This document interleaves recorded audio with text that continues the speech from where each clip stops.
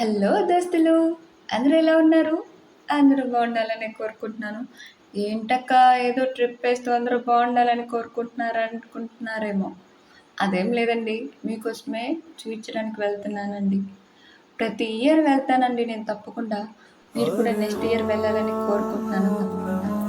అదే అండి మన జర్నీ ఒక స్పెషల్ ప్లేస్కి. అదేంటో చెప్పండి కనుక్కొని. అదే అండి వినాయకుడి విగ్రహం చూడడానికి. వినాయకుడు అంటే మనందరికి ఇష్టమైన గణపయ్యే కదండి. ఈ ప్లేస్లో ఉన్న విగ్రహం చాలా అద్భుతంగా ఉంటుంది. మరి లెట్స్ స్టార్ట్ అవర్ జర్నీ. ఈ రోడ్ ట్రిప్ చాలా ప్లెజెంట్గా ఉందండి.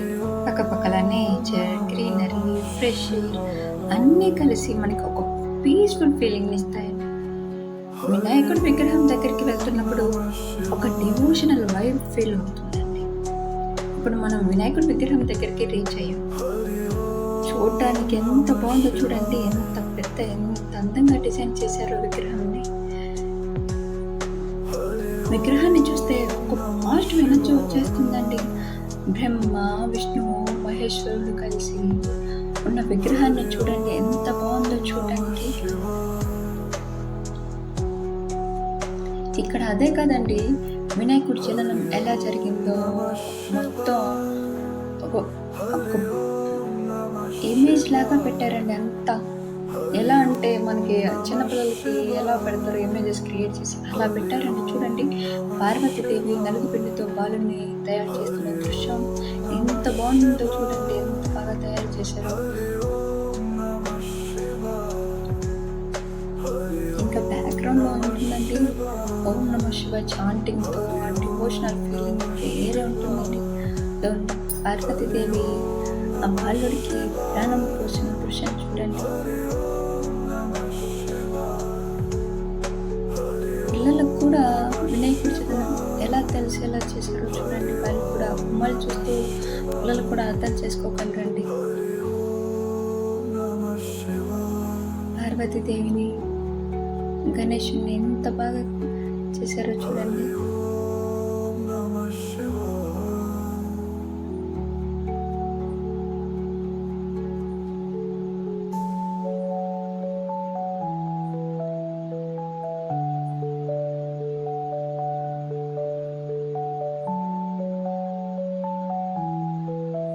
పార్వతీదేవి స్నానానికి వెళ్తూ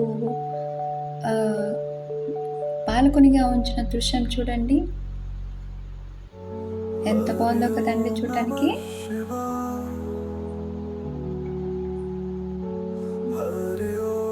నేను కూడా ఇదే ఫస్ట్ టైం చూస్తున్నానండి. ఇలా నేను ఎప్పుడు చూడలేదు, నా లైఫ్లో ఫస్ట్ టైం ఇలా చూడటం. దేవుడు నాకు చూసేంత బ్లెస్సింగ్స్ ఇచ్చాడని కోరుకుంటున్నాను. ఇది చూడండి, పార్వతీదేవి పాల్గొనిగా పెట్టి వెళ్ళాక శివుడు ఆ బాలుడి దగ్గరికి వచ్చి లోపలికి పంపమని అడుగుతున్న దృశ్యం చూశారు కదండి. శివుడు కోపంతో వెళ్ళిపోయాడు చూడండి. శివుడు కోపంతో వెళ్ళిపోయి ఆ బాలుడిని మొండెం నరికేశాడు. అప్పుడు పార్వతీదేవి బయటకు వచ్చి తలని పట్టుకుని వేడుకోగా ఆ మహాశివుడు వెంటనే అడవికి బయలుదేరి